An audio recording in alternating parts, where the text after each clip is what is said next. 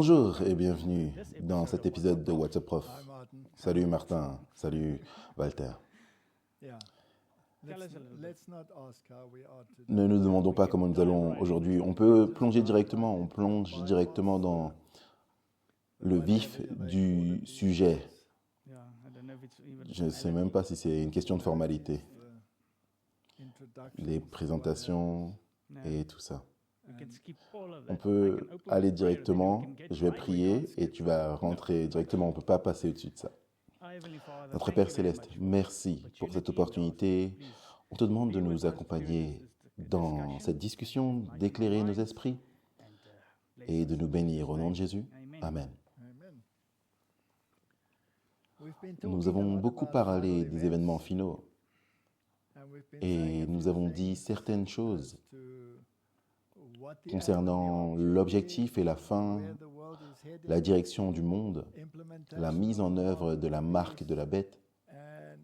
Et nous répétons sans cesse ces choses. Et les gens sont perplexes parce que d'autres disent non, ce n'est pas ça. La marque, c'est autre chose. C'est pas comme ça. Et tout le reste. Et je me suis dit, revenons à la parole de Dieu. La parole de Dieu est absolument incroyable. Elle dévoile historiquement les événements qui se produisent de manière progressive. Alors qu'on parcourt la Bible, il y a une prophétie qui établit un cadre de travail. La suivante le colorie, celle d'après ajoute encore des détails, et ainsi la révélation est progressive. Et le problème de l'humanité, c'est qu'elle se fige dans ses idées, et elle s'y accroche, mais ces idées ne correspondent pas à ce que la Bible dépeint réellement. Par exemple, Israël, les Juifs, étaient absolument convaincus que la première venue de Christ serait semblable à sa seconde. Et non seulement les disciples ne parvenaient pas à se débarrasser de cette idée après avoir passé 3 ans et demi avec Christ. Ils étaient fixés dans leur façon de penser.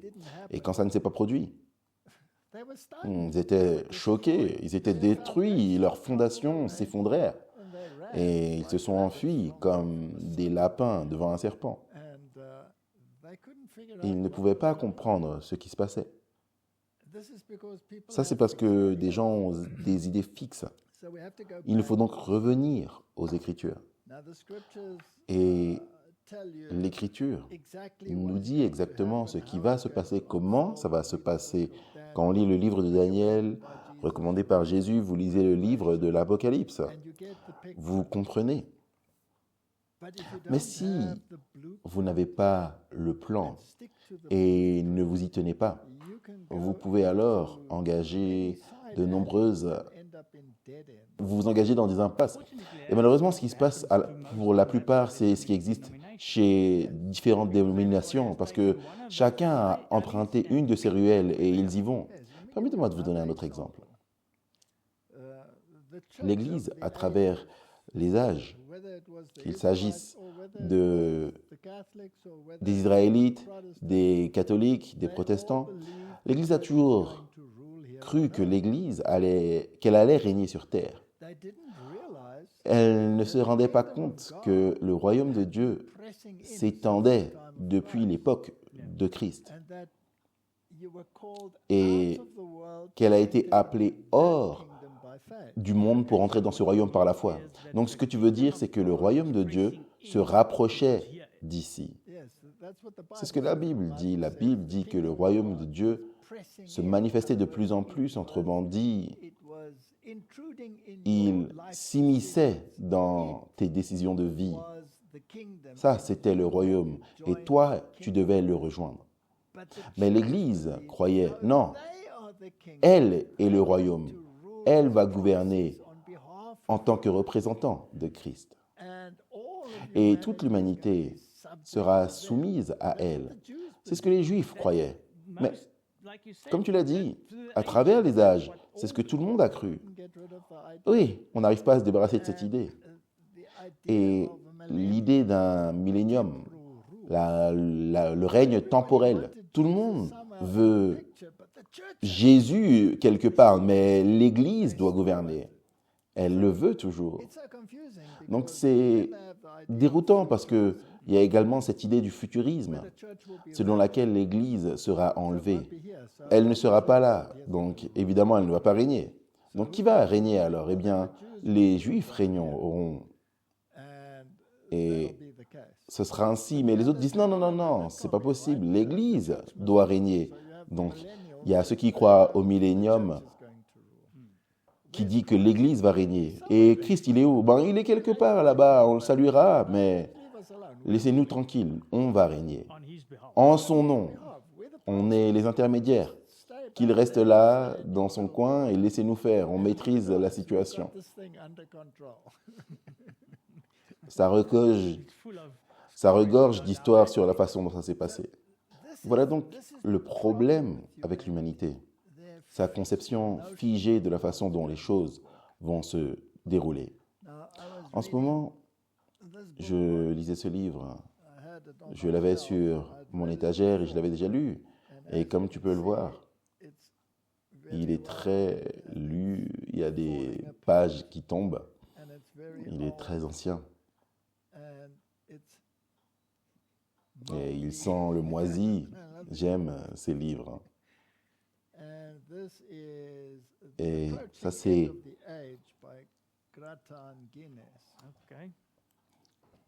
La fin des temps qui approche par Grattan Guinness. La fin des temps qui approche. Que va-t-il se passer à la fin des temps? Mon livre est littéralement en train de se désagréger, mais ça n'a pas d'importance. Je peux encore le lire. Ce qui m'intéresse, c'est l'Église d'Angleterre qui avait également écrit Le romanisme et la réforme. Ce sont d'excellentes études. Et ce que je disais dans ce livre, c'est la fin imminente des temps et l'idée de ce qui va se passer. Christ va-t-il régner? L'Église va-t-elle gouverner? Et ils ont cette notion du millénaire où l'Église va prendre le contrôle. Ça, c'était l'idée du catholicisme. Ça, c'est l'idée du protestantisme également. Et c'est ce que les dominionnistes aux États-Unis d'Amérique défendent. Est-ce que ça, c'est pas l'idée de Satan, en fait, à la base? Oui, tout à fait, c'est pour semer la confusion. Est-ce qu'il ne voulait pas être le souverain? Oui, il veut être le dirigeant, il veut être le mandataire qui règne. Quoi qu'il en soit, l'idée de ce millénium temporel où l'Église règne était tellement ancrée que ce théologien, malgré ses nombreux livres et articles qu'il a écrits et qu'il a lus par d'autres théologiens sur le sujet, il a étudié, et plus il étudiait, plus il était confus. Donc, au final, c'est indiqué ici dans les pages d'introduction de ce livre, et vous pouvez voir qu'il est bien marqué, quelqu'un d'autre a marqué ce livre avant moi, et je ne sais même pas pourquoi ils l'ont marqué comme ça, ils l'ont tellement annoté qu'on ne peut même plus le lire. Quoi qu'il en soit, il a décidé de mettre de côté tous ces théologiens-là qu'il avait lus et qu'il allait étudier uniquement la Bible et la Bible seule. Et il est parvenu à la conclusion remarquable que la Bible enseigne clairement une venue prémillénariste du Christ au cours de laquelle les rois du monde seront éliminés. Et Christ régnera, mais il ne trouva nulle part que le règne va se passer ici. Alors il se dit, mais il doit bien régner d'une manière ou d'une autre ici. Peut-être qu'il y a quelque chose qui m'échappe dans la Bible. Mais une chose est sûre, c'est qu'il viendra avant le millénium.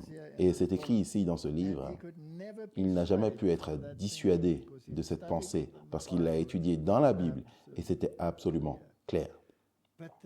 Mais ce millénium, où sont les preuves dans les Écritures? Eh bien, ça doit être là, mais je ne les trouve pas. Vous voyez comment ça marche? Voilà à quel point les idées sont ancrées. Ce sont les traditions et les idées qu'on n'étudie pas soi-même. Oui, qu'on n'étudie pas soi-même. En tout cas, cet homme était absolument clair sur ce que Daniel enseignait, par exemple au sujet de l'Antéchrist, et il soulève quelques points intéressants à ce sujet, et il affirme que la Bible est tellement exacte, elle est tellement claire sur cette question, et ça ne laisse aucun doute. Il était indiqué qu'il s'agit de cette femme, de cette église, et sur son front est écrit Babylone, la mère des prostituées et des abominations de la terre. Et puis, il a fait une étude sur ce mot « abomination » que nous avons totalement et indépendamment fait l'autre jour lorsqu'il nous est parlé de l'abomination qui cause la désolation. Et nous sommes arrivés à la conclusion que chaque fois que la Bible parle d'abomination, il s'agit d'idolâtrie. Et nous ne l'avons pas pris d'aucune autre source, si ce n'est la Bible. Oui, on l'a tiré de la Bible et la Bible seule. Et je lis ça et je vois qu'il dit exactement la même chose. Si elle est la mère des abominations, alors l'une de ses principales caractéristiques doit être l'idolâtrie. Et il dit, mais comment est-ce qu'on peut nier cela? Elle se promène avec l'hostie et prétend être Dieu, et cette hostie doit être vénérée. Alors, où est Dieu? Eh bien, il est dans ce pain. Il dit, même les païens n'ont jamais conçu une idée où tu vas créer Dieu pour ensuite le manger. Il dit, pas même les païens ont pensé à ça. Oui, mais tu l'as mentionné lorsqu'on était sur la route. C'est comme du cannibalisme. Oui, c'est comme du cannibalisme. Et donc, toute cette doctrine de la transsubstantiation qui doit être développée autour de cela, c'est de l'idolâtrie. Et sans même parler de Marie et des saints, et de les considérer comme intercesseurs, médiateurs et avocats, alors que la Bible est si claire sur le fait qu'il s'agit d'idoles placées à la place de Jésus-Christ. Et puis se promener avec ces statues, ce que la Bible interdit clairement, s'incliner devant elle. Et tous ces rituels et d'autres choses dont nous parlerons dans un instant. Il dit, comment est-ce que quelqu'un ne le voit pas? Mais le plus étonnant, c'est que l'humanité semble engourdie. Et ils oublient ces choses et ils oublient la vision claire que le protestantisme avait de l'idolâtrie, selon laquelle Rome était considérée comme l'Antéchrist. Et ils étaient tous en accord avec cette idée. Alors comment est-ce que ça marche vraiment? Qu'est-ce qui s'est réellement passé à la fin des temps? Comment fonctionne cette restauration? Où cela nous mène-t-il? Et comment pouvons-nous concilier cela avec l'actualité? Voilà la question. La Bible n'est pas seulement un livre prophétique au sens littéral, mais c'est aussi un livre de typologie. Et dans les typologies, on retrouve certaines vérités. Et ces éléments sont décrits et dans la manière dont ils se déroulent, ils deviennent des leçons pour notre époque. Donc on va parler de la réformation finale et je vais prendre un livre de la Bible, qui aujourd'hui est en fait 2 livres dans la Bible. Donc c'est le livre d'Esdras et le livre de Néhémie. À l'origine, il ne s'agissait que d'un seul livre. Il n'y avait pas de division Esdras et Néhémie.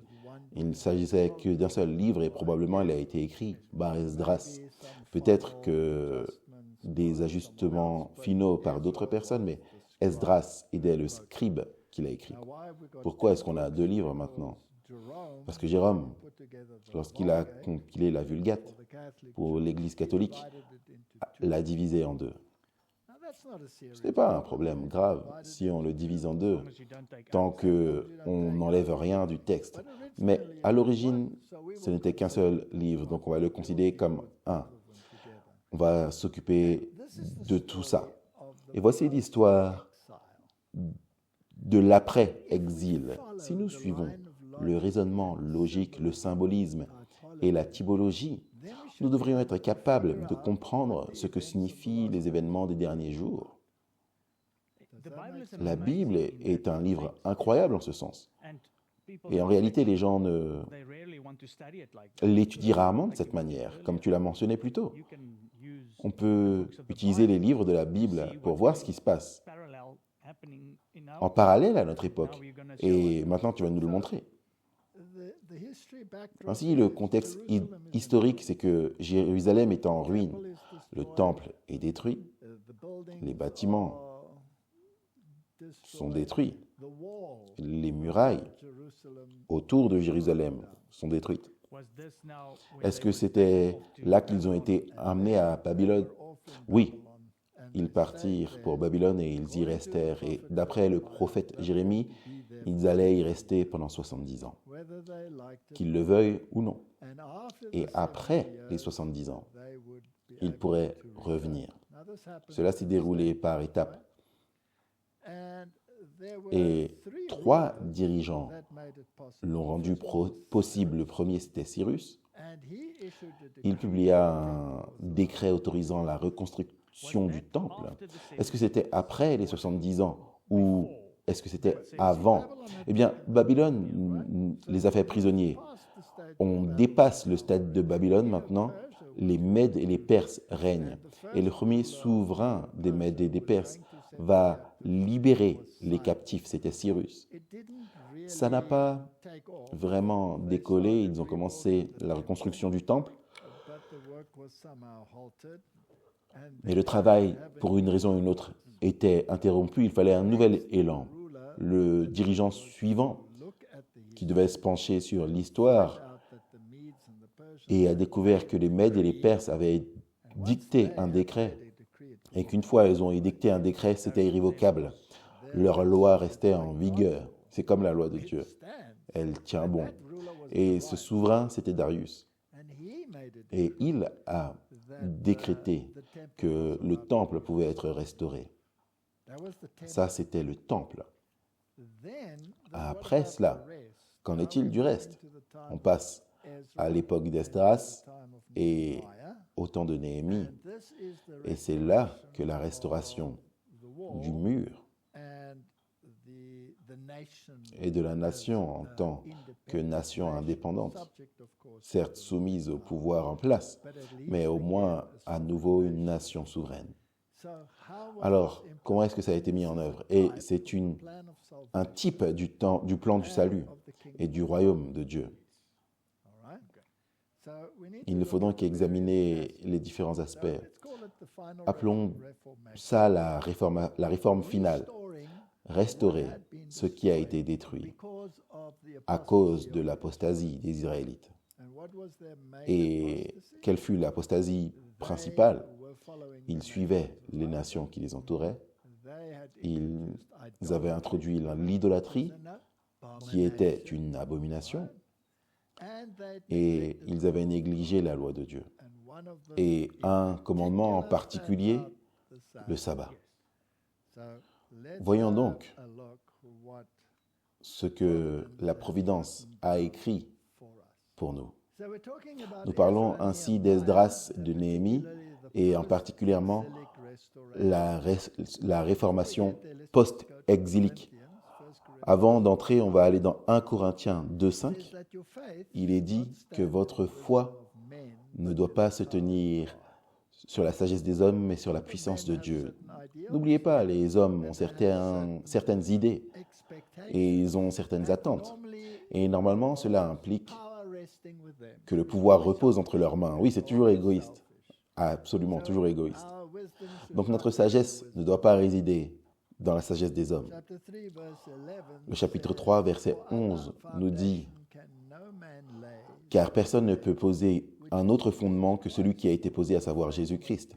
Notre foi doit être centrée sur Christ. Il est la pierre angulaire, tout repose dessus. » Le verset 12 dit « Or, si quelqu'un bâtit sur ce fondement avec de l'or, de l'argent, des pierres précieuses, du bois, du foin, du chaume, l'œuvre de chacun sera manifestée, car le jour la fera connaître parce qu'elle se révélera dans le feu. Et le feu éprouvera ce qu'est l'œuvre de chacun. Si l'œuvre bâtie par quelqu'un sur le fondement subsiste, il recevra une récompense.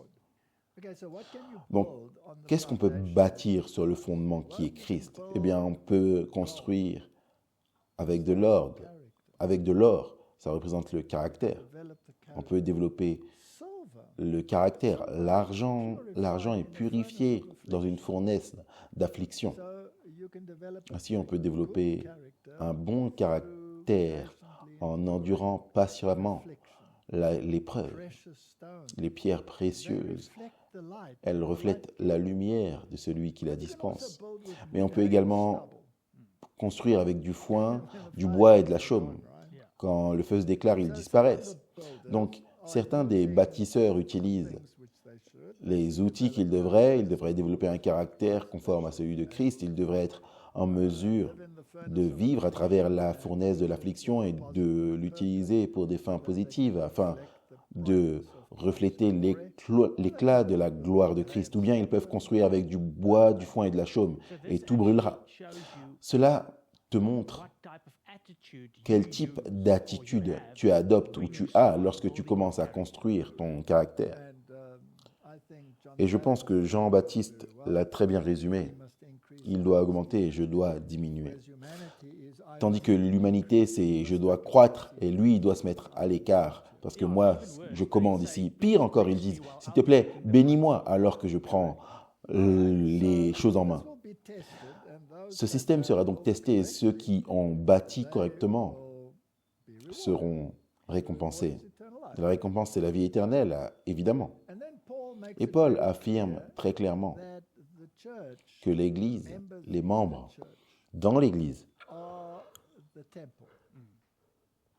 sont le temple, les pierres vivantes à l'intérieur du temple.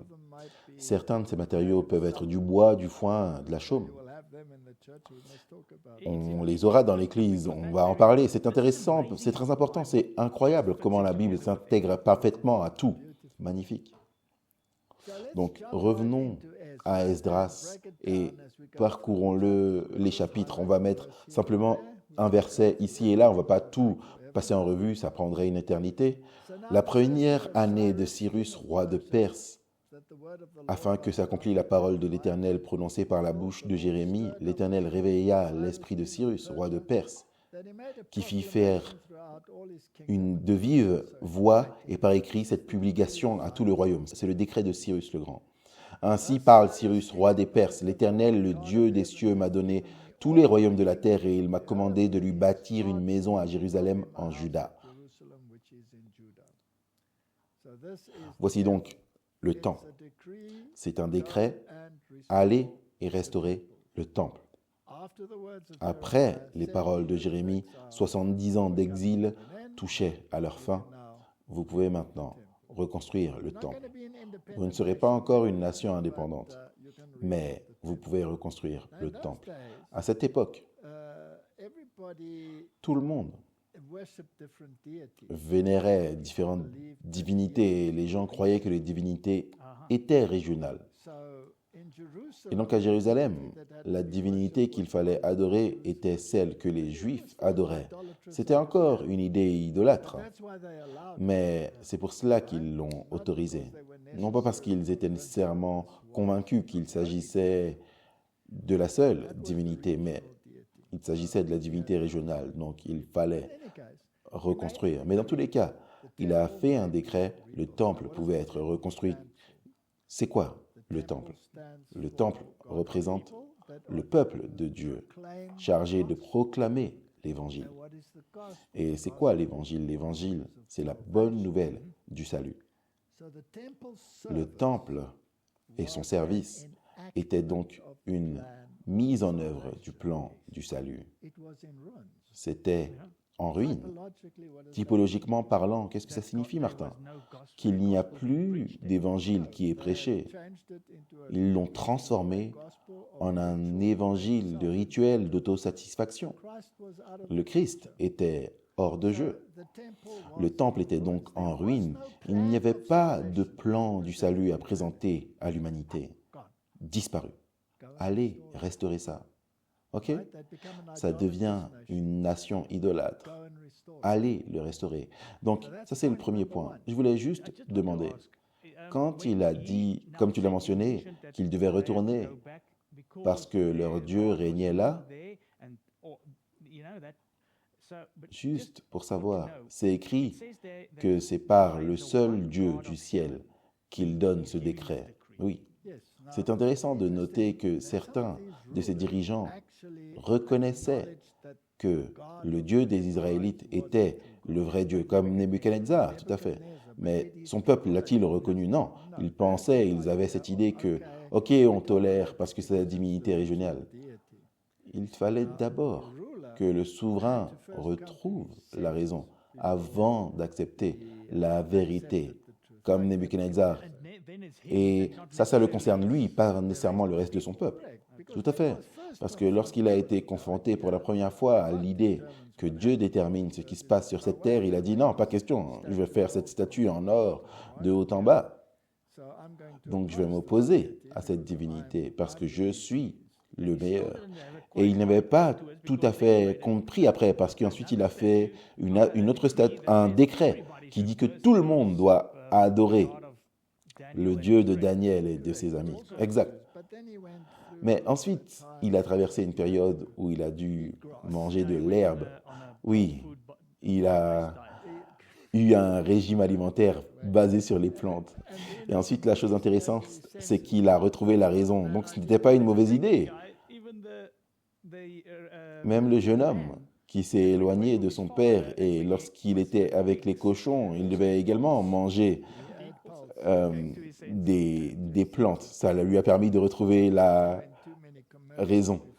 Ah non, n'allons pas trop loin avant d'effrayer les gens. Le plus intéressant, c'est que c'est ce qui s'est passé à la suite de ce décret. Les chefs de famille de Juda et de Benjamin, les sacrificateurs et les Lévites, tous ceux dont Dieu réveilla l'esprit, se levèrent pour aller bâtir la maison de l'Éternel à Jérusalem. Symboliquement, rétablissons l'Évangile, car ce lieu est devenu un lieu idolâtre. L'Évangile avait disparu. C'était pour servir nos propres intérêts. Le verset 7 dit « Le roi Cyrus rendit les ustensiles de la maison de l'Éternel que Nebuchadnezzar avait emportés de Jérusalem et placés dans la maison de son Dieu. » Ces ustensiles avaient donc été précieusement conservés par Dieu, même dans les temples païens. Intéressant, pas vrai? Oui, je pense qu'ils ont été un peu effrayés par le banquet de Belshazzar et le mauvais usage qu'il en avait fait. La chose intéressante, c'est que ces ustensiles, ces ornements et ce mobilier avaient une signification. Ils avaient une valeur symbolique et il fallait donc les replacer dans leur contexte. Nous devons donc examiner comment cette restauration devait avoir lieu. Et la première chose qu'ils ont fait, Martin, lorsqu'on lit dans Esdras 3, 2, c'est la première chose qu'ils ont restaurée. Josué, le fils de Jotsadak, avec ses frères les sacrificateurs, et Zorobabel, fils de Shaltiel, avec ses frères, se levèrent et bâtirent l'autel du Dieu d'Israël pour y offrir des holocaustes selon ce qui est écrit dans la loi de Moïse, homme de Dieu. La première chose qu'ils ont restaurée, c'était l'autel. Qu'est-ce que représente l'autel? La crucifixion de Christ, ça représente la croix de Christ. L'autel était donc en ruine. Il s'était intéressé aux sacrifices, aux questions sans comprendre le sens. Restaurer l'autel. Maintenant, allons d'un point de vue historique et demandons-nous, y a-t-il eu un moment où ce type d'événement qui est arrivé à l'Israël littéral peut s'appliquer à l'Israël spirituel, l'Église? Et la réponse, c'est oui. Y a-t-il eu un moment où l'Église était si idolâtre que l'autel avait été détruit, le plan du salut avait disparu, Christ avait été mis de côté, tout comme les Israélites avaient mis de côté la pierre angulaire, sans savoir qu'en faire. Et ça devait être rétabli.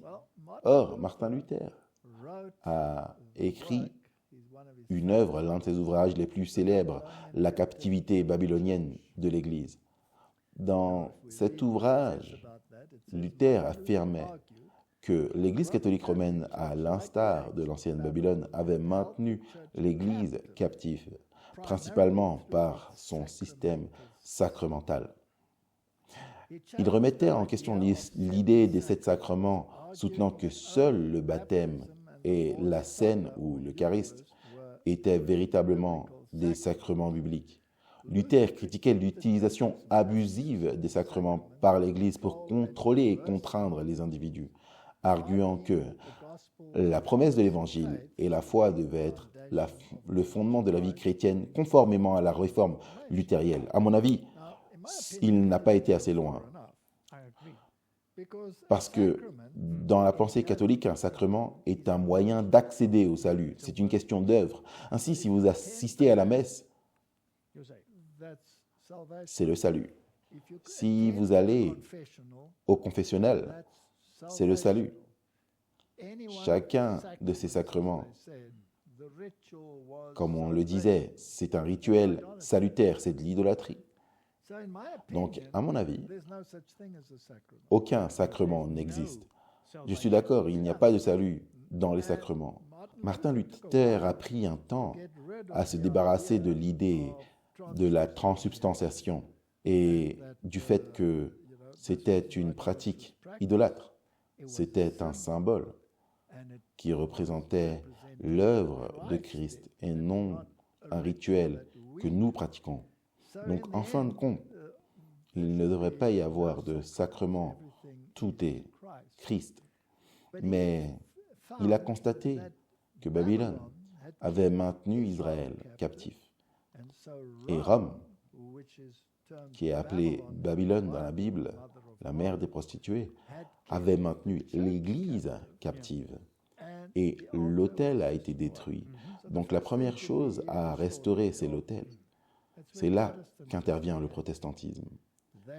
Ils se sont distanciés de l'idolâtrie.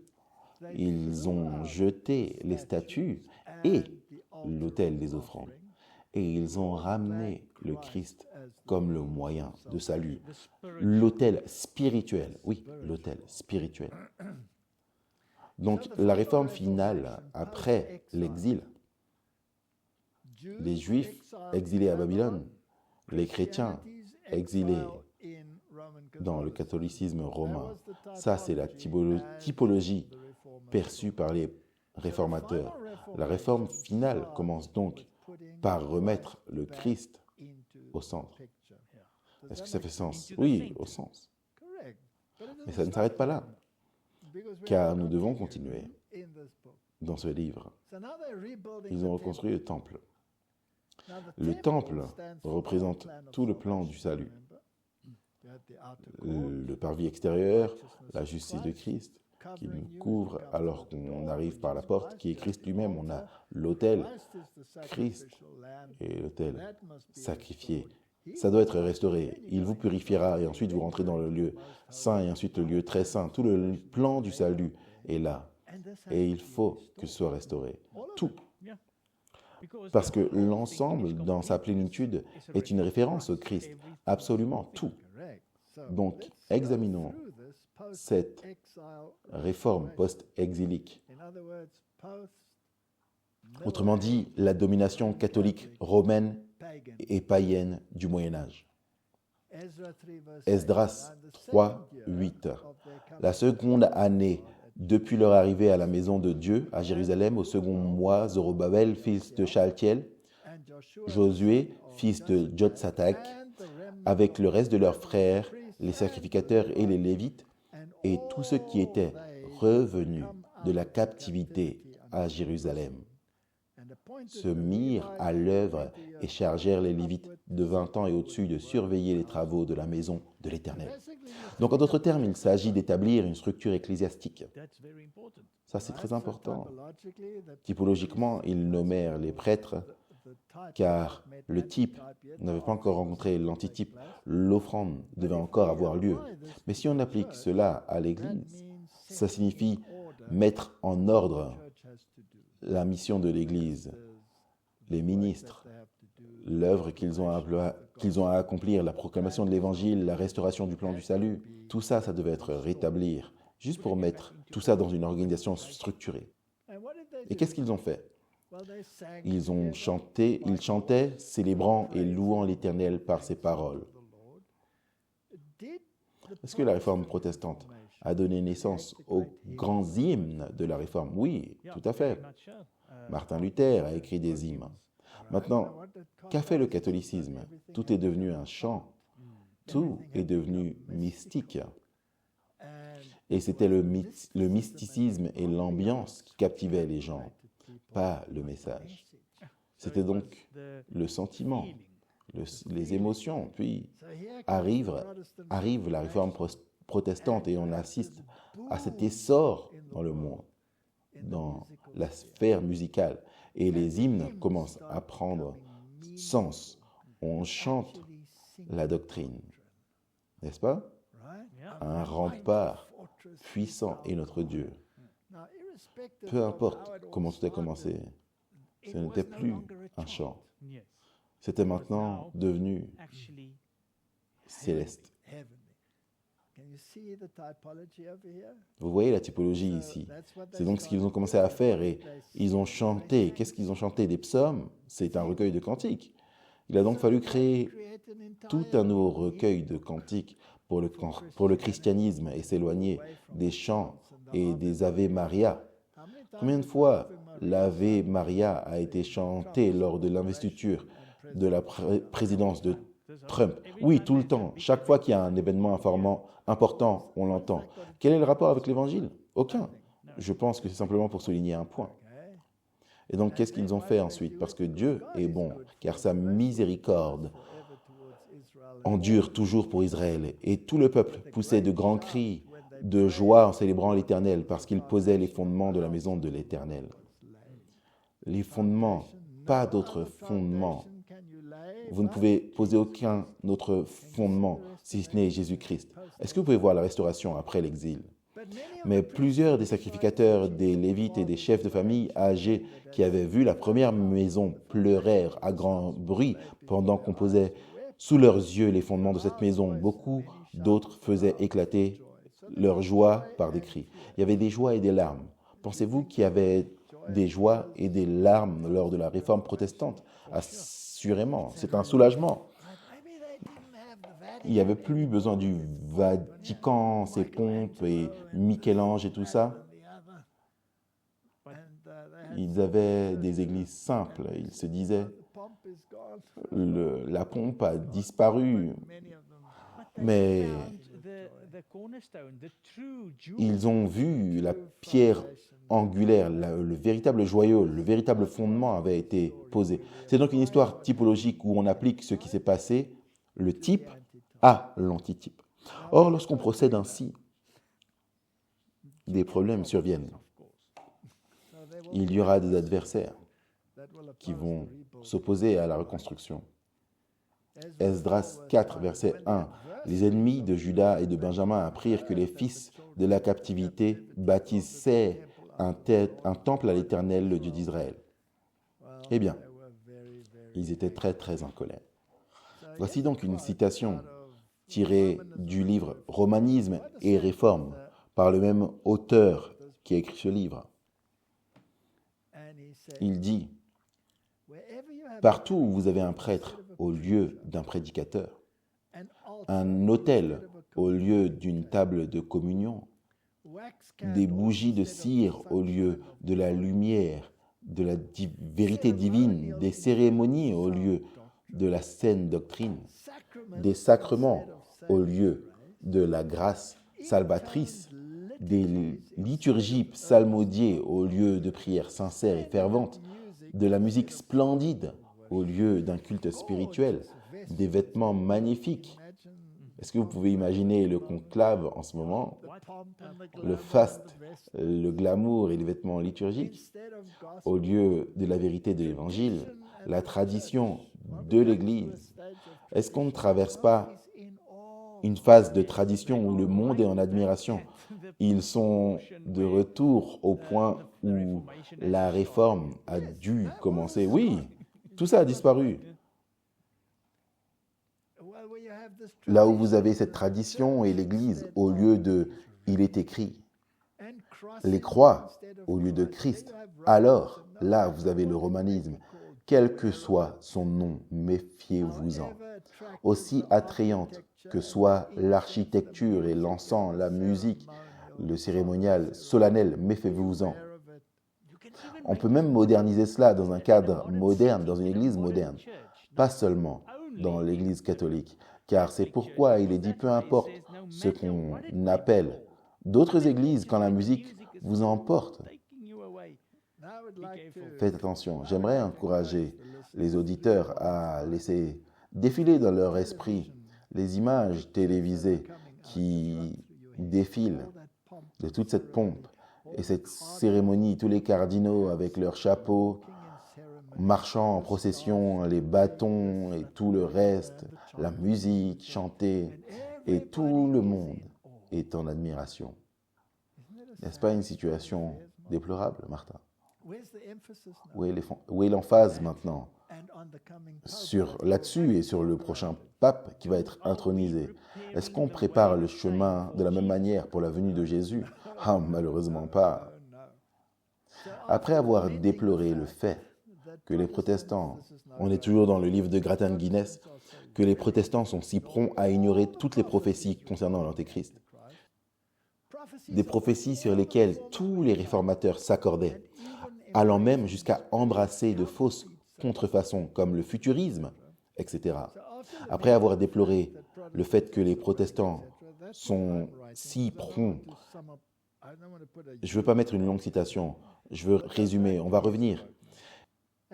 Il pose la question en son temps, Martin, ça remonte à 1887 quand il a écrit cela.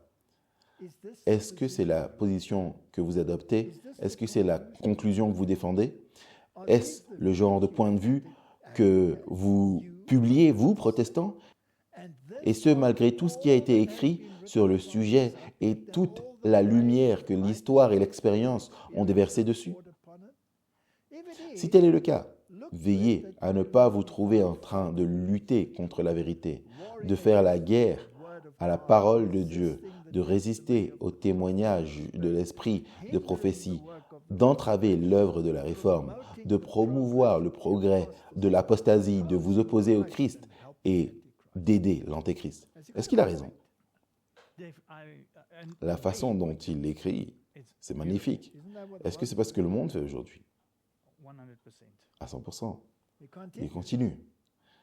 Même les catholiques vous font honte par leur compréhension lucide de cette question. Le cardinal Manning affirme, l'Église catholique est soit le chef-d'œuvre de Satan, soit le royaume du Fils de Dieu. Le cardinal Newman affirme qu'un ordre sacré constitue historiquement l'essence même de l'Église de Rome. Si elle n'est pas d'origine divine, elle constitue le point de vue doctrinal, l'essence même de l'Antéchrist. Ça, c'est Rome elle-même qui dit cela. Et c'est précisément parce qu'elle est si vantarde que ces mots sortent de sa bouche, pas vrai? Et dans les deux cas, le problème est clair et identique. Rome elle-même admet ouvertement que si elle n'est pas le véritable royaume de Christ, elle est l'Antéchrist. Rome déclare qu'elle est l'une ou l'autre. Elle-même propose et défend avec conviction cette alternative solennelle. Vous reculez devant cela, n'est-ce pas? Moi, je l'accepte. Ma conscience me contraint. L'histoire m'y oblige. Martin, si nous oublions l'histoire, nous arriverons là où nous sommes aujourd'hui. Nous l'avons vu dans l'épisode précédent. Le catholicisme est élevé au-dessus de tout et l'humanité est fascinée. Il ne le voit plus. Continuons donc notre typologie. Le décret suivant fut le décret de Darius, Les travaux étaient au point mort, ça n'avançait pas comme ça aurait dû. Et tu sais quoi, Martine?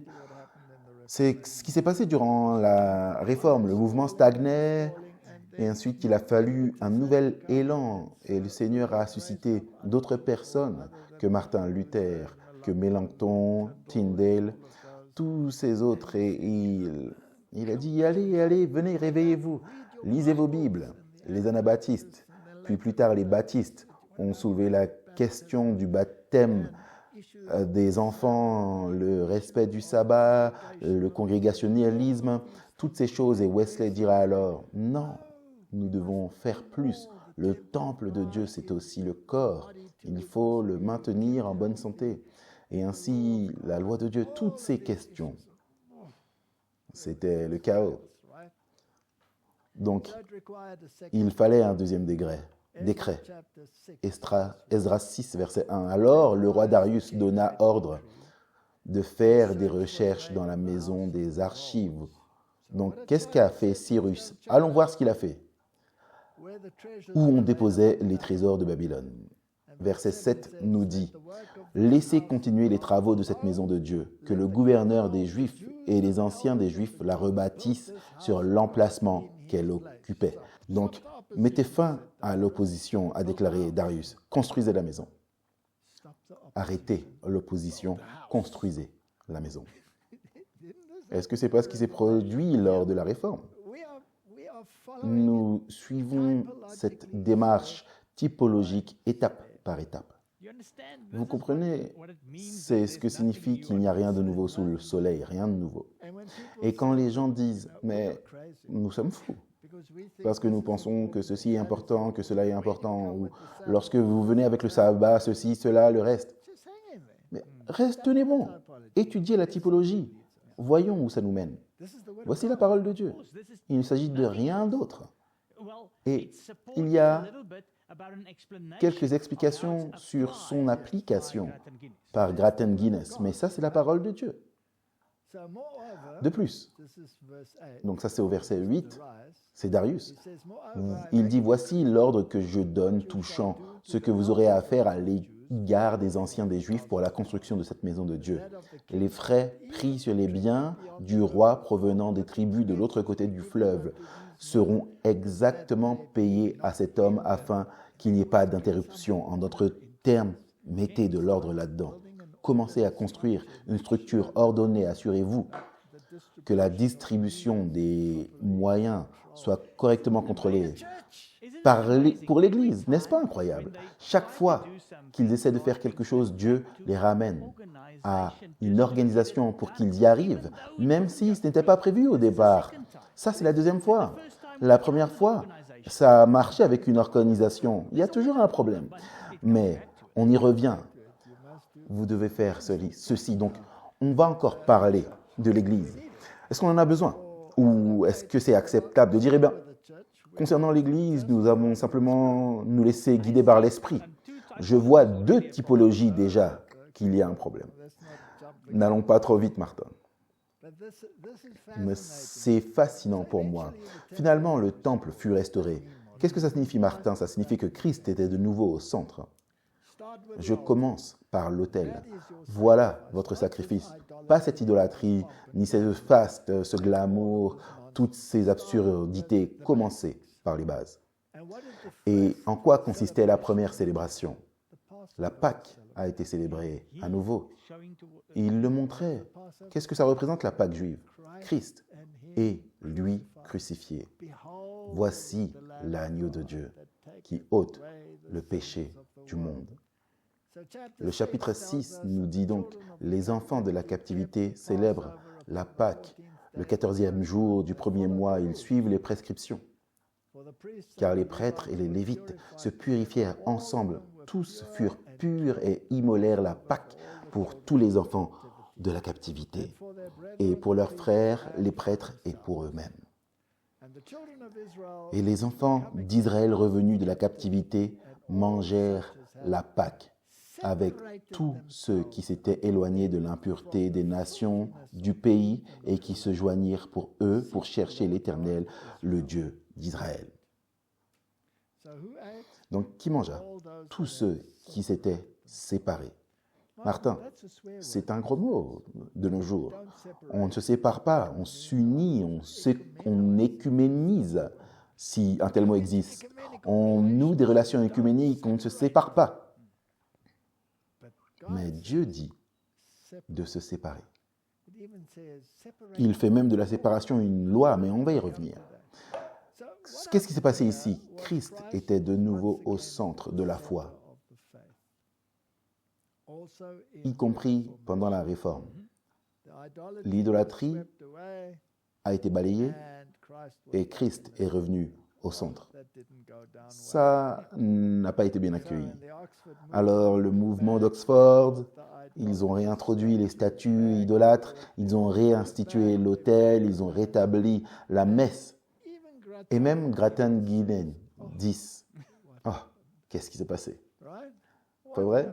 Qu'est-ce qui s'est passé? Comment pouvons-nous ne pas le voir? Comment est-ce même possible? Maintenant, la réforme s'est-elle arrêtée là? Non, non, il restait encore du travail à faire, pas vrai? Chapitre 7. Maintenant, après ces événements, sous le règne d'Artaxerxès, roi de Perse, et maintenant, on a né après le décret de Cyrus, nous avons dépassé le décret de Darius, vient maintenant le troisième décret, Artaxerxès. Or, son décret ne concerne pas le temple, car le temple avait été restauré sous les décrets de Cyrus et de Darius. Son décret stipulait que Jérusalem pouvait être restaurée, reconstruit les murs, les maisons pour y habiter. Alors, qu'est-ce que ça signifie, Martin? Qu'est-ce que ça signifie? On ne peut pas simplement considérer la Bible comme un fait historique, qu'il devait y avoir une reconstruction d'un bâtiment détruit, pas vrai?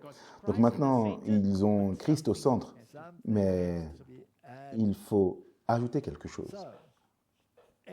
Esdras, fils de Seraïa, fils d'Azaria, fils d'Ilkija, il y a une longue liste que je ne vais pas lire. On va au verset 6. Cet Esdras vint de Babylone. C'était un scribe versé dans la loi de Moïse. Revenons à la Bible. La Bible est centrale. La parole de Dieu est centrale. Sola scriptura. Qu'ont dit les autres? Non, la tradition. Mon grand-père faisait comme ça, je ne change rien. Ce que le Seigneur, Dieu d'Israël, avait donné, et non pas un pape. Mais c'est aussi une déclaration étonnante, que la loi de Moïse a aussi été donnée par Dieu à Moïse. Il ne l'a pas imaginé lui-même. Et comme la main de l'Éternel, son Dieu, était sur lui, le roi lui accorda tout ce qu'il avait demandé. Donc, qui a vraiment accordé ces demandes? Dieu. Dieu. Il a utilisé le roi païen. Mais c'était Dieu qui a agi. Il y a une histoire très intéressante autour de ce roi et toute l'histoire d'Esther et tout cela. Donc il y a une influence. Et Dieu a fait preuve d'une grande habileté en orchestrant tout cela. On va détailler tout ça une autre fois. Donc qu'est-ce qui se passe? Esdras avait appliqué son cœur à étudier et à mettre en pratique la loi de l'Éternel et à enseigner au milieu d'Israël les lois et les ordonnances. Revenons à la parole de Dieu, non à ce que dit la tradition et les idées humaines. Et voici la copie de la lettre donnée par le roi Artaxerxès à Esdras, sacrificateur et scribe, enseignant les commandements et les lois de l'Éternel concernant Israël.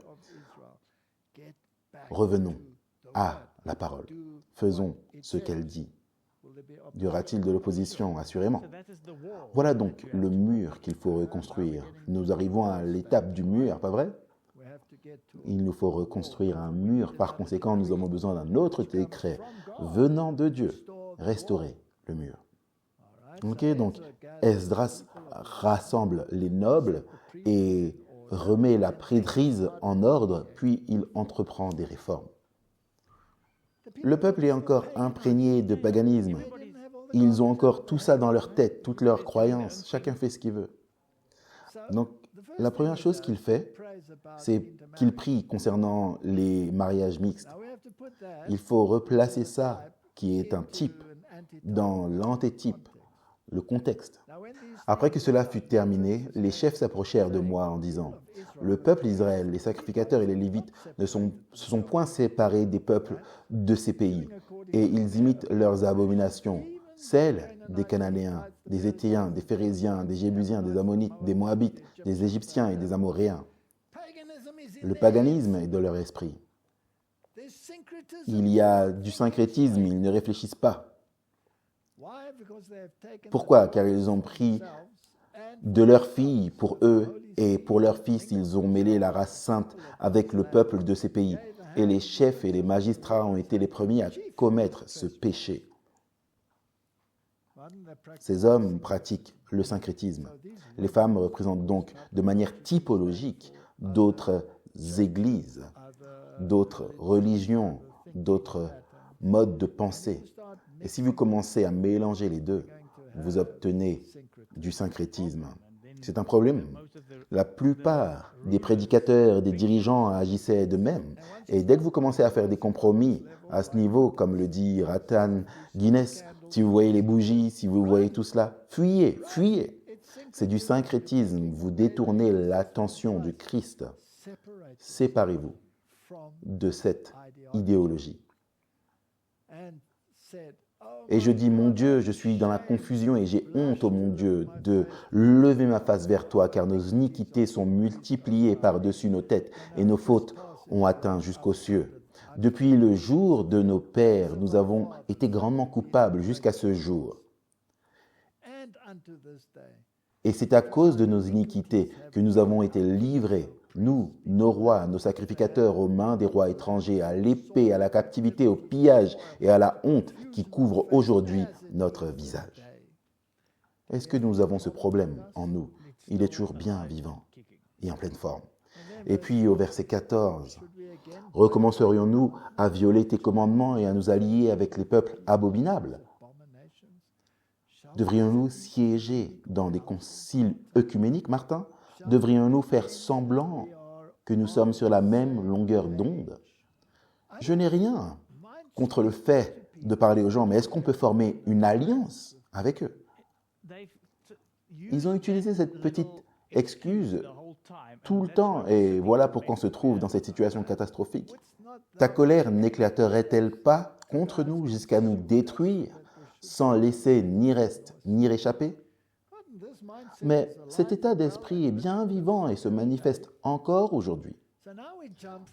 Donc, on va maintenant dans Néhémie, parce que Néhémie est maintenant nommé par le roi gouverneur. Et il est venu examiner les murailles de Jérusalem. C'est horrible. C'est en lambeaux. Autrement dit, les exigences de Dieu, ses lois, sa barrière protectrice contre l'idolâtrie est réduite à néant. Il y a une brèche dans le mur. Elle est pleine de trous. N'oubliez pas que le catholicisme romain a modifié les commandements. Ils ont fait tellement de trous dans le mur. C'est comme si Babylone détruisait le mur. C'est ce qu'ils ont fait. Voici donc Néhémie qui entre en scène. Ce n'est pas un prophète, ce n'est pas un prêtre, c'est un gouverneur. Il va venir régler le problème. Et il était l'échanson du roi. Il devait donc être très digne de confiance, car on ne verse pas la coupe du roi si on ne fait pas confiance à cette personne, car elle pourrait vous empoisonner.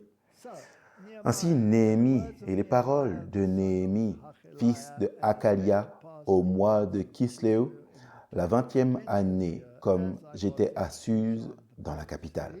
Donc, il est là au même niveau que le roi, il est l'échanson. On arrive au verset 3, ils me répondirent, c'est le peuple qui lui font un rapport de ce qui se passe à Jérusalem. Ils me répondirent, ceux qui sont restés de la captivité sont là dans la province au comble du malheur et de l'opprobre. Les murailles de Jérusalem sont en ruine et ses portes sont consumées par le feu. Désormais, le mur symbolise la protection. Un mur qui entourait le temple, ça symbolise la justice de Christ. La droiture consiste à agir droitement. Je suis venu faire ta volonté, ô mon Dieu. Elle représente la loi. La porte symbolise le portail qui est Christ, vous invitant à rentrer dans sa justice, ce qui signifie se réconcilier avec la loi. Voici ce qui est représenté typologiquement ici. Et comme en cette époque, le reste qui a été laissé hors de Babylone est dans l'affliction, car il est plongé dans le chaos. Il est dans le chaos. Les 10 commandements avaient été totalement effacés par une culture païenne. Et je dis, ô Dieu, Dieu des cieux, Dieu grand et redoutable, toi qui gardes ton alliance et qui fais miséricorde à ceux qui t'aiment et qui observent tes commandements. Est-ce que vous pouvez voir la typologie? Martin, nous sommes fous quand nous commençons à parler de l'obligation d'observer les commandements? Non, non pas comme un moyen de salut, car par la loi, nul ne sera sauvé. Mais parce que Christ vous a sauvé, vous retrouvez l'harmonie avec la loi. Comme dans toutes ces séries, il faut d'abord placer Christ au centre. Et à cause de cela, on peut construire la loi. Tout à fait. Exact. Ésaïe 58, 12 dit que cela allait se produire un jour ou l'autre. Car n'oubliez pas, il était là avant l'exil. Et il est dit, ceux qui seront issus de toi rebâtiront les ruines antiques. Tu relèveras les fondements de générations passées. On t'appellera réparateur de brèches, restaurateur de chemins. Tout gouvernement a une loi. Le royaume de Dieu a une loi. Elle avait été renversée. Elle doit être restaurée. C'est incroyable que certaines personnes veuillent remettre Christ au centre, mais refusent ensuite l'instauration de la loi. Ils ne veulent pas du mur. Nous ne voulons pas tout gouvernement. Nous nous chargerons de cela. Restez là-haut au ciel.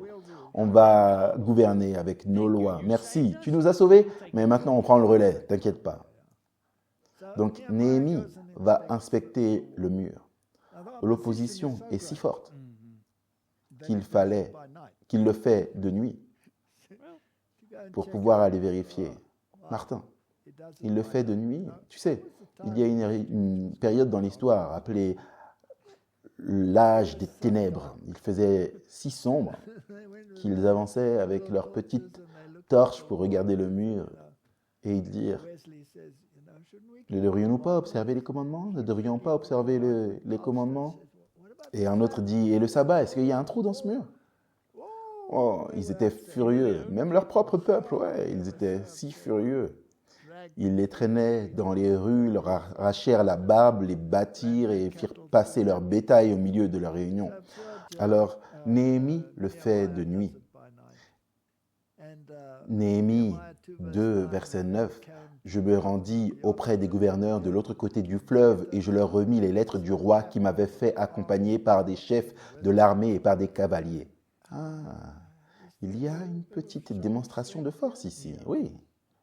Dieu envoie donc ses anges avec vous et vous dit « Je veux que cela soit réglé exactement. » Lorsque Sambala, il y a toujours un Sambala quelque part, l'Horonite et Tobira, le serviteur ammonite, l'ayant appris, eurent un grand déplaisir de ce qu'il venait un homme pour chercher le bien des enfants d'Israël. Mais qu'est-ce qui se passe ici? Martin, Ammonite, Horonite. Vous savez, ces gens étaient en quelque sorte affiliés aux religions abrahamiques. Mais ils étaient contrariés. Au Moyen-Âge, après que le protestantisme eut restauré certaines de ces choses et que quelqu'un soit venu avec une nouvelle idée, les protestants étaient-ils contrariés? Assurément. Et les catholiques, eux aussi, les deux camps, oui. On était dans le pétrin dans tous les côtés. Alors, je leur ai parlé de la main de mon Dieu, qui était bienveillante envers moi, ainsi que des paroles du roi qu'il m'avait déclarées et il m'avait dit « Levons-nous et bâtissons », et ils se sont donc fortifiés pour la bonne œuvre. Donc il les encourage, le peuple de Dieu. Oubliez l'opposition, allons-y. Mais Sanballat le Horonite, Tobira le serviteur ammonite et Gershom l'arabe, ils s'étaient entourés de quelques personnes pour les aider dans leur apostasie et leur moquerie. Ils se moquèrent de nous et nous méprisèrent. Ils dirent « Qu'est-ce que vous faites là? Vous vous révoltez contre le roi ?» Intéressant, n'est-ce pas? Oui, oui, toujours. Dire « Est-ce que les Israélites, les Juifs aussi, n'ont pas dit que Jésus se rébellait contre César? » Tout à fait, oui. Qui êtes-vous? Pour qui vous prenez-vous? Qu'est-ce que vous croyez que vous faites là? Verset 20. Et je leur dis cette réponse, le Dieu des cieux nous donnera le succès. Nous, ses serviteurs, nous nous lèverons et bâtirons. Mais vous, vous n'avez ni part, ni droit, ni souvenir dans Jérusalem. Vous et toute votre opposition, je vais vous ignorer. Je vais continuer. Je vais durcir mon visage comme une pierre. Faites tout ce que vous voulez. Donc, il y a une citation du Southern Watchman. Les anges considèrent l'Église comme Néhémie considérait Jérusalem. Le cœur lourd, le visiteur venu de loin contemplait les fortifications en ruine de sa Jérusalem bien-aimée. N'est-ce pas ainsi que les anges du ciel observent l'état de l'Église du Christ? À l'instar des habitants de Jérusalem, nous nous habituons aux mots existants et nous nous contentons souvent de ne faire aucun effort pour y remédier. Mais comment ces mots sont-ils perçus par des êtres divinement illuminés? Ne contemplent-ils pas, comme Néhémie, le cœur accablé de chagrin, les murs et les ruines et les portes incendiées? Partout ne sont-ils pas visibles les signes honteux de notre éloignement de Dieu et notre conformisme à un monde épris de péché et hostile à la vérité? En ces temps de ténèbres et de périls, qui est capable de défendre Sion et de lui montrer le bien? Son état spirituel et ses perspectives ne sont pas en accord avec la lumière et les privilèges accordés par Dieu. Est-ce que c'est une affirmation vraie? Oui, elle parle de l'Église de Dieu. L'Église de Dieu. Il est maintenant temps de réparer les brèches. Oui. Vous vous souvenez, on a étudié le livre d'Esdras. Ils ont reconstruit le temple, ils ont remis Christ au centre de manière antitypique la réforme. Maintenant, ils vont devoir restaurer le gouvernement de Dieu, l'autorité dans votre vie. Mais non, non, c'est nous l'autorité. Il doit être là-bas. Nous, on doit régner. Nous, non, on veut écouter Dieu. Non, non, non, non. Sanballat, Tobija, non, vous ne le ferez pas. Le chapitre 4 est un magnifique chapitre. Je m'identifie vraiment au chapitre 4. Lorsque Sanballat apprit que nous rebâtissions la muraille, il en fut, en d'autres termes, restaurer les commandements. Allons un peu plus loin dans l'œuvre de la réforme. Oui, maintenant nous sommes aux alentours des années 1800. Il était en colère et très irrité. Et il se moqua des Juifs. Il se moque de ceux qui veulent restaurer les commandements de Dieu, exactement. Tout a commencé avec Wesley. Ils se sont moqués de lui. Puis, ce fut le tour des adventistes. Et ensuite, on les a ridiculisés, parce qu'ils incluaient également le sabbat, pas vrai? Mais on va y revenir. Et il dit devant ses frères et devant les soldats de Samarie. Oh là, ça devient militaire maintenant. À quoi travaillent ces Juifs impuissants? Les laissera-t-on faire? Sacrifieront-ils? Vont-ils achever? Donneront-ils vie à des pierres ensevelies sous des monceaux de poussière et consumées par le feu? Tobija, l'ammonite, était à côté de lui. Il y a une alliance ici. Et il dit qu'ils bâtissent seulement. Si un renard s'élance, il renversera leur mur de pierre. Martin, c'est presque comme si le catholicisme et le protestantisme s'alliaient contre ceux qui veulent réparer les brèches. Et ce n'est pas une impossibilité, c'est ce qui sera. Et vous vous souvenez, Sanballat venait de Samarie.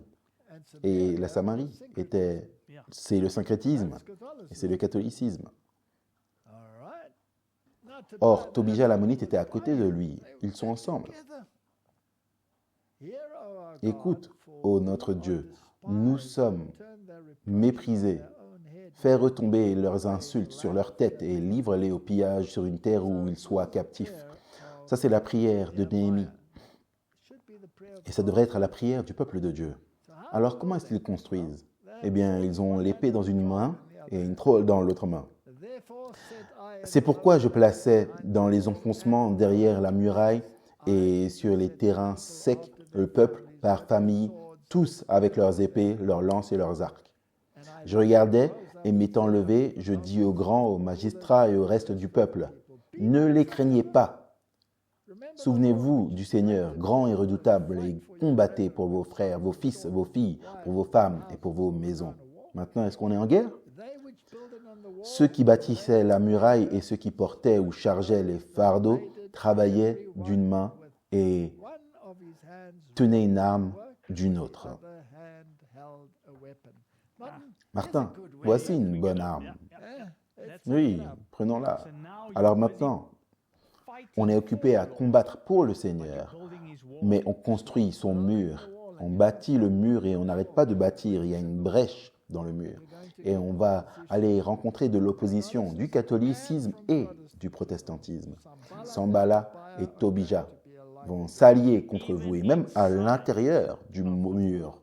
Ouais, c'est ce qu'on va voir. On va y revenir. Attends. La typologie est magnifique.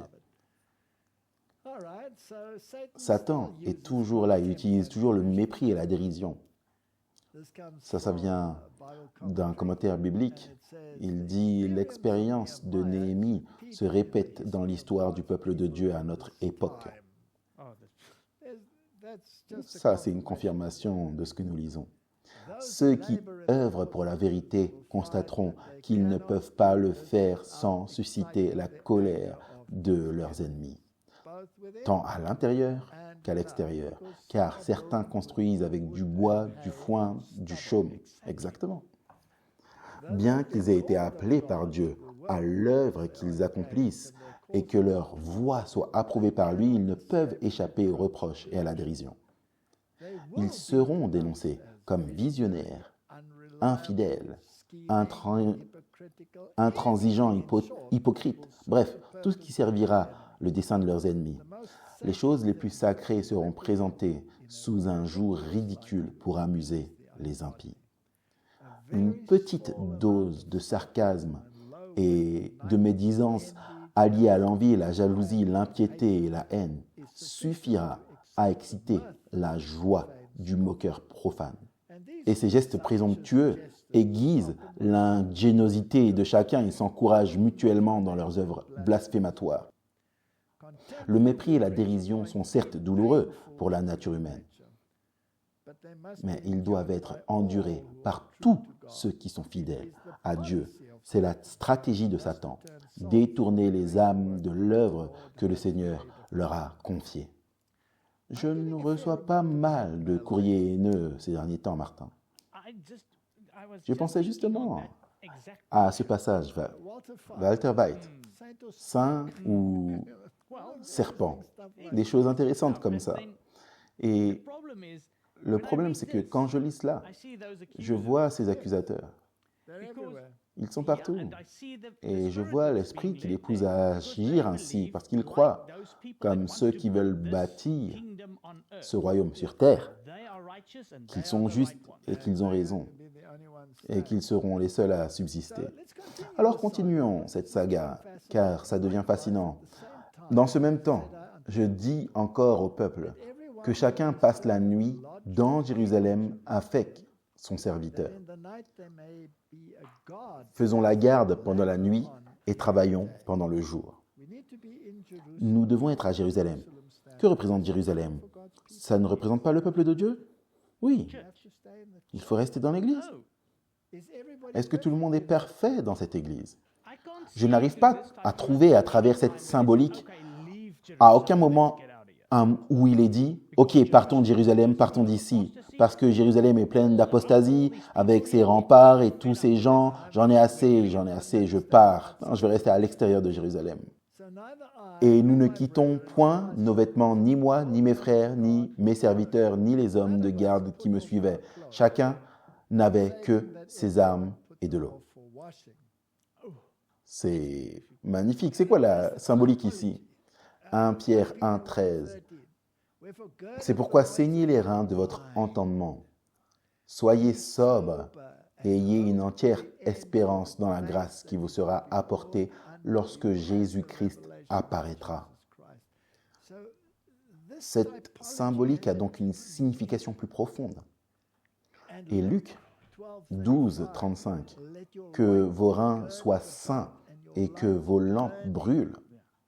Revêtez vos robes de justice. C'est la justice de Christ. Et si vous voulez la laver, vous la lavez dans le sang. Tout à fait. Maintenant, complot contre Néhémie. Martin, des complots? Non, il n'y a rien de tel que des complots. Néhémie 6, verset 1. Je n'avais pas encore posé les battants des portes lorsque Sanballat, Tobija et Gershom, l'Arabe, et nos autres ennemis. Martin, c'est en train de devenir universel maintenant. Tu vas avoir du mal. Tu vas être en difficulté. Ils apprirent que j'avais rebâti la muraille et qu'il n'y avait plus et qu'il ne restait plus de brèche. Alors Sanballat et Gershom m'envoyèrent dire « Viens et ayons ensemble une entrevue dans les villages de la vallée d'Ono. » Ils avaient médité de me faire du mal. Je leur ai envoyé des messages avec cette réponse. J'ai un grand ouvrage à exécuter. Je ne puis descendre. Le travail serait interrompu pendant que je quitterais pour aller vers vous. Martin, n'écoutons pas ces gens. Tu peux parfois essayer de les amener jusqu'à toi, là où tu construis le mur. Mais la plupart du temps, ils vont dire « Non, merci, non, je vais rester hors des murs et construire mon petit empire. Et je t'écraserai comme une mouche quand tu descendras. » Car n'oublie pas, ils ont les robes pures. Ça devient intéressant, Martin. Néhémie 6, 17. Dans ces temps-là, il y avait aussi des grands de Juda qui adressaient fréquemment des lettres à Tobija, bien sûr, ton propre peuple maintenant, et qui recevaient des lettres de lui. Martin, les lettres du concile œcuménique qui circulent dans les deux sens, j'ai vu certaines de ces lettres. Nous sommes désolés que Néhémie vous irrite. Vous savez, il dit au prélat catholique romain, Sanballat, il dit « Non, je ne vais pas descendre chez vous ». Comment il aurait-il pu ignorer cela, une personnalité si importante finalement? Vous savez, et les nobles, est-ce que je dois quitter l'église parce que maintenant les nobles envoient des lettres à Tobija? C'est illogique. C'est abandonné en fait. Alors en fait, j'ai écrit en dessous, vraiment? Est-ce que c'est possible que les nobles de Juda, Martin, nous partons immédiatement à cause des nobles? Non, désolé, je reste. Les nobles peuvent partir. Je ne descends pas, nous construisons ce mur.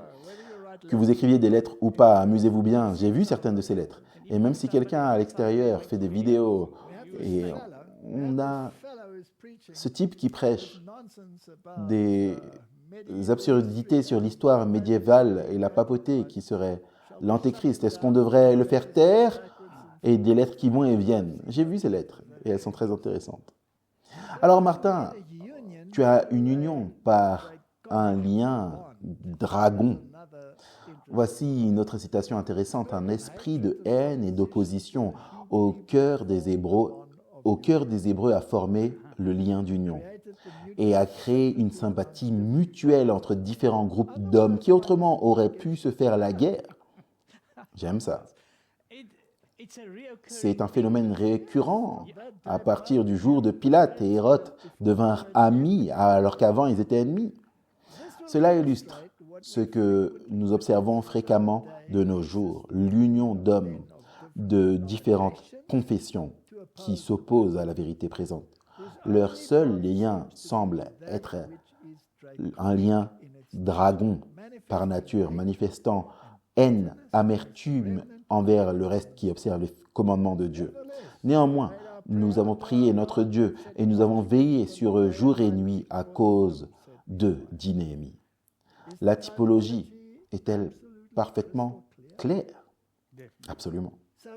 Donc le point suivant, c'est qu'Esdras lise la loi. Qu'est-ce qu'il fait, Martin? Chapitre 8, verset 1. Alors tout le peuple s'assembla comme un seul homme sur la place qui est devant la porte des eaux. Ils dirent à Esdras, le scribe, d'apporter le livre de la loi de Moïse prescrite par l'Éternel à Israël.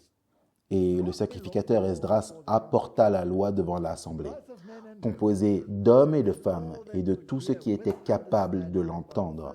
C'est le premier jour du 7e mois. Donc, on dresse une estrade, on monte quelques marches pour que tout le monde puisse voir, et il dit, écoutez mes amis, écoutez, voici ce que la parole dit. Si vous avez un minimum de bon sens, écoutez ce que dit la parole. Et ceux qui comprennent, écoutent, et Sambala, Tobija, hurlent à plein poumon parce qu'ils ne peuvent pas comprendre la parole. C'est impossible. Je suis le Seigneur, je ne change pas. Ne pensez pas que je sois venu pour abolir la loi. Pas un iota, pas un brin sera aboli. Non, ça n'inclut pas le sabbat, pas vrai? Bien sûr, c'est quelque chose de différent.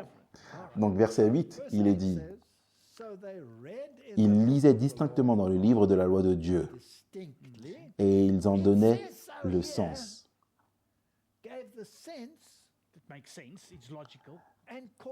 Pour faire comprendre ce qu'ils avaient lu. Et malgré tout cela, beaucoup disaient non. Non, ça ne correspond pas à ma vision des choses. Mon petit ministère est le ministère parfait. Vous restez dans votre ministère apostat. Oui, restez là avec vos lettres à Tobija. Alors, qu'est-ce qu'ils ont fait, Martin? Ils ont célébré la fête des tentes. Où est-ce qu'on est dans l'histoire maintenant? Ça doit être juste avant le fait de rentrer à la maison, parce que ça, c'est la maison, c'est avant la venue de Christ. Alors, qu'est-ce qui se passe?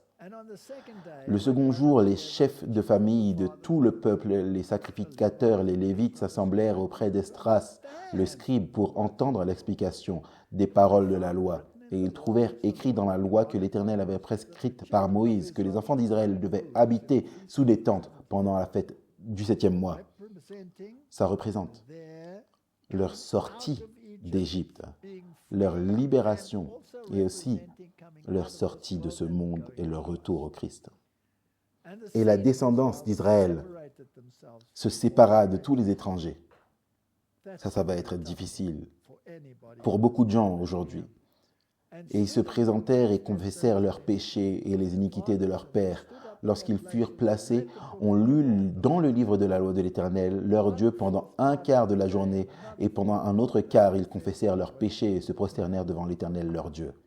Pour tout cela, nous contractâmes une alliance que nous mîmes par écrit, et nos chefs, nos Lévites, nos sacrificateurs y apposèrent leur sceau. Martin, il y aura des princes, des Lévites et des prêtres qui feront une alliance. C'est certain, ils voudront soutenir toute cette reconstruction et remettre chaque chose à sa place. Et d'autres écriront des lettres à Tobia. C'est leur problème. Vous pouvez le faire, allez, écrivez des lettres. Chapitre 12. Lors de la dédicace des murailles de Jérusalem, on appela les Lévites de tous les lieux qu'ils habitaient et on les fit venir à Jérusalem afin de célébrer la dédicace et la fête par des louanges et par des chants au son des cymbales, des luttes et des harpes. N'est-ce pas ce qui s'est passé lorsqu'ils ont découvert la centralité de Christ? Exactement. Il ne peut en être autrement. Si vous trouvez vraiment Christ au centre, alors vous abandonnerez toutes ces autres choses.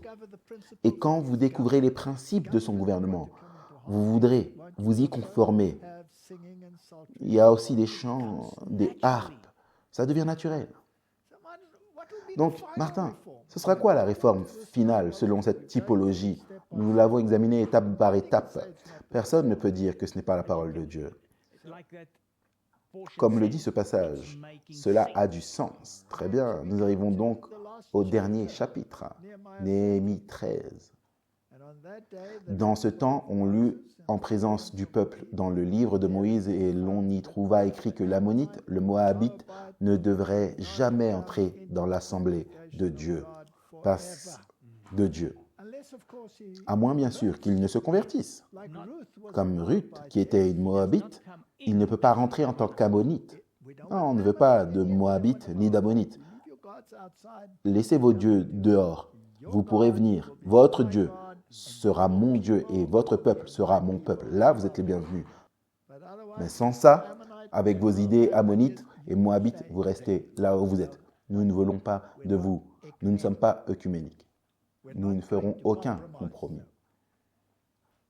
Avant cela, le sacrificateur Eliashib établi dans les chambres de la maison de notre Dieu est un parent de Tobija.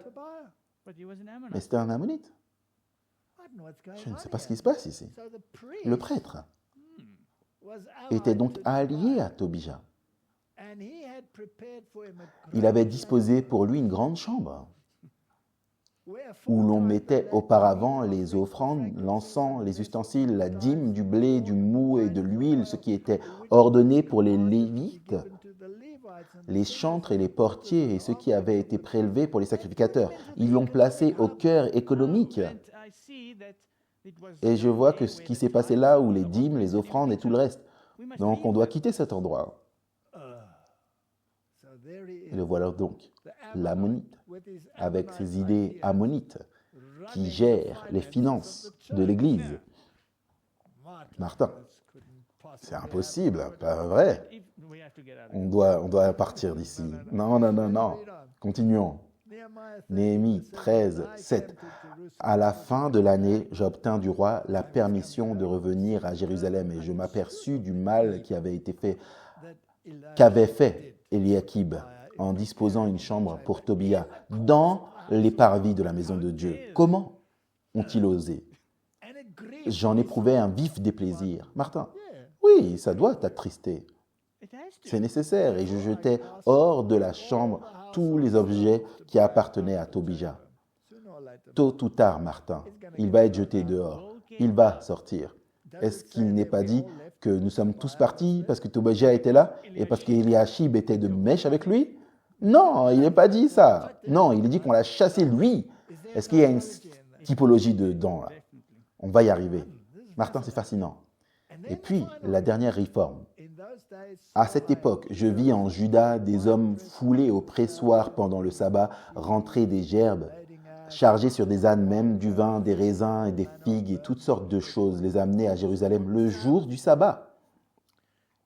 Et je leur donnais des avertissements le jour où ils vendaient leurs denrées. Il y avait aussi les Tyriens. Ça, c'est un symbole de l'économie mondiale, pas vrai? À Jérusalem, qui apportaient du poisson et toutes sortes de marchandises, qui les vendaient aux fils de Juda le jour du sabbat. Et dans Jérusalem, je fis des réprimandes aux grands de Juda et je leur dis: que signifie cette mauvaise action que vous faites en profanant le jour du sabbat? N'est-ce pas ainsi qu'ont agi vos pères? Et n'est-ce pas à cause de cela que notre Dieu a fait venir tous ces malheurs sur nous et sur cette ville? Et vous attirez de nouveau sa colère contre Israël en profanant le sabbat? Et il les fait partir. Puis il délimite une zone sainte autour de Jérusalem. Et il dit: si vous franchissez cette barrière, je vais vous foudroyer.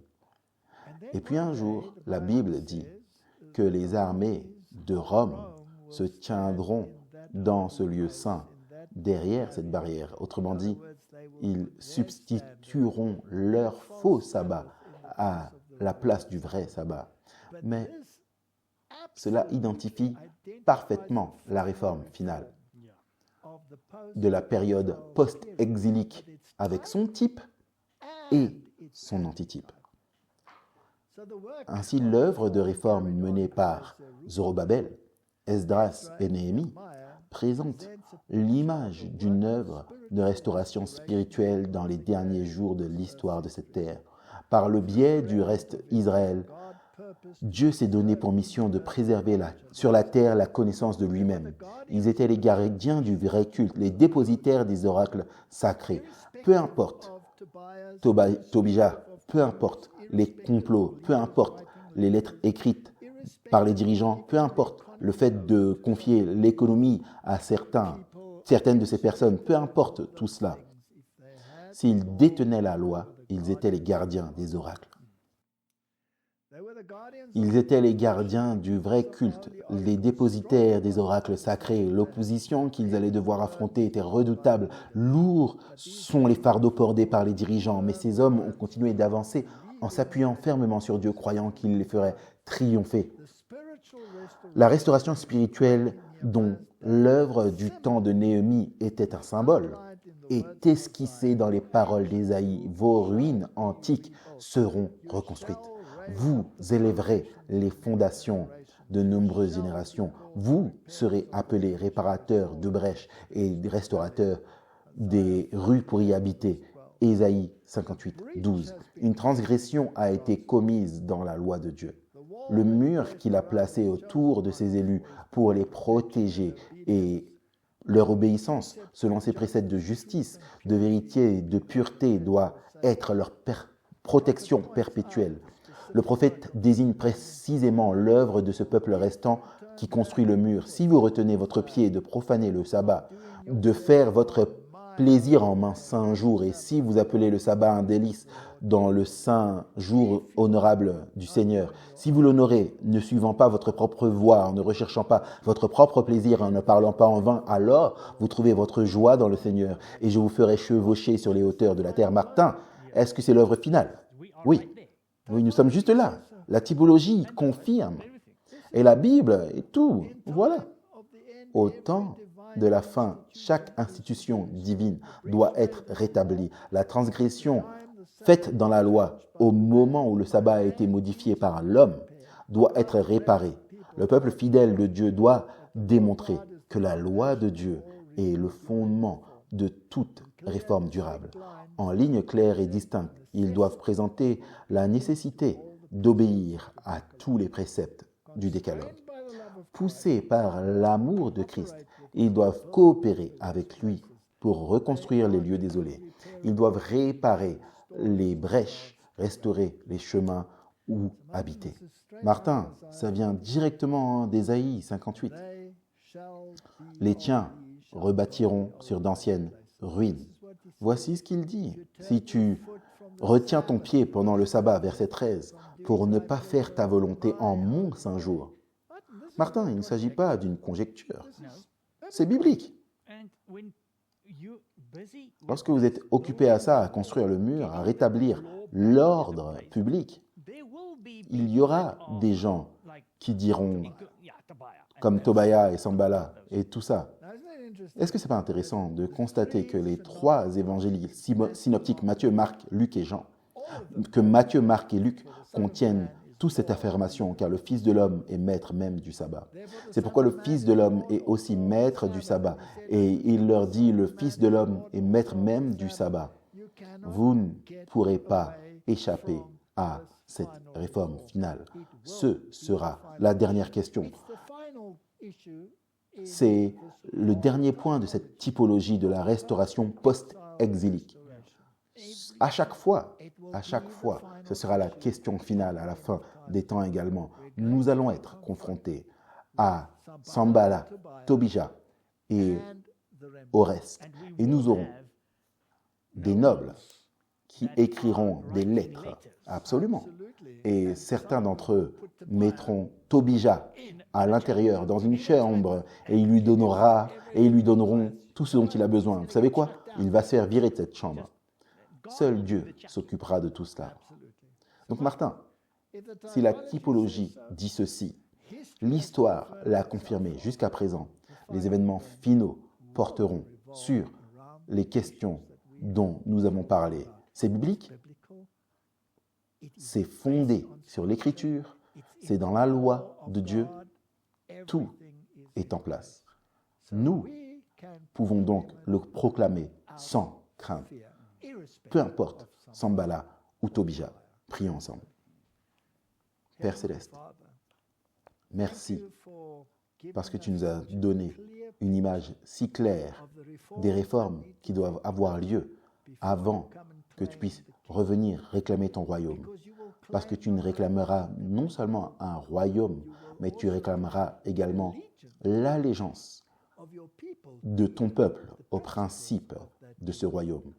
Et tous ceux qui se séparent pour se soumettre à la loi de Dieu feront partie, pourvu qu'ils reconnaissent l'agneau et son sacrifice, s'appropriant sa justice, et non une justice qui proviendrait de leurs propres œuvres instables. Que chacun soit béni dans sa décision, c'est ma prière au nom de Jésus. Amen.